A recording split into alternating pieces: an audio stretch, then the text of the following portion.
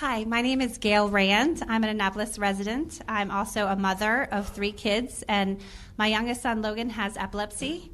And I wanted to talk to you about opportunities for medical cannabis in the state of Maryland. I'm very familiar with House Bill 1101, but due to the limitations of the medical academic centers that have not signed up at all, I'm concerned about him being able to get access. I know that there was a Goucher poll that showed that 90% of Marylanders approve of medical cannabis use, and I'm not sure there's a more nonpartisan issue out there.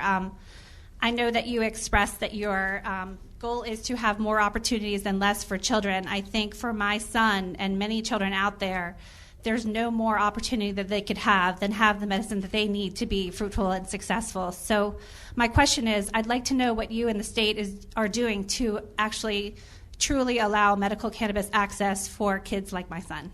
All right. Well, thank you. This issue will no doubt be discussed once again in this General Assembly session. I think it was it 2 years ago that the medical marijuana bill was signed? 3? Last year. Just last year? Last year. Wow. These are like, it's a vortex I'm in for one more year that distorts time. So we signed that bill last year. I spoke to one of the members of the commission. I know they'll be coming out with more recommendations. So we're going to have this conversation. I am not, well, let's say it in a positive way. I think all of us have heard have heard many stories, like the story you kindly shared with us about your son and his epilepsy. There's a mix of science as to how proven this particular drug is, but certainly anecdotally, we all know people who have been suffering from whether it's pancreatic cancer or any sort of cancer and the treatments from that and the nausea that it creates, who claim to have had their suffering alleviated, their symptoms alleviated.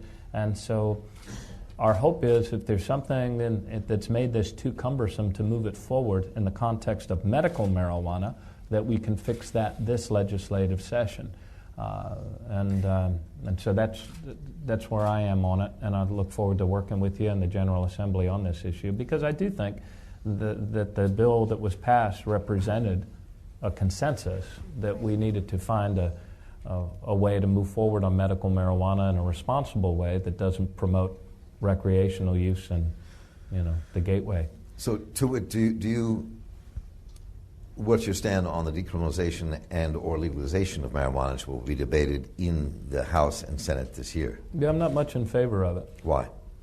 Because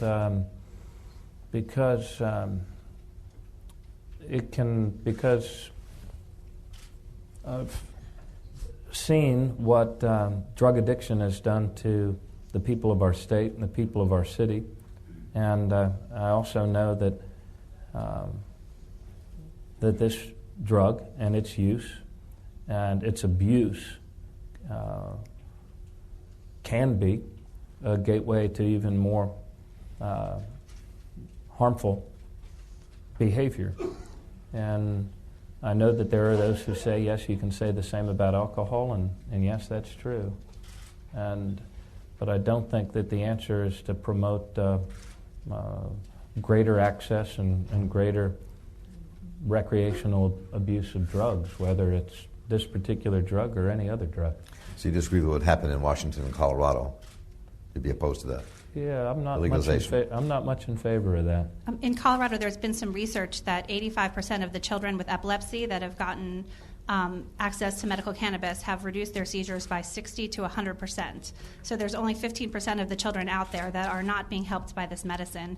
And there's been no increase in crime or any issues with the medical legalization. And what's the format? What's the form in which they take it? It's an oil. It's an oil tincture. So there's a specific organization out in Colorado that manages the growing. It's very regulated, and they extract the oil and they administer it through either directly through an oil or with honey into the mouth.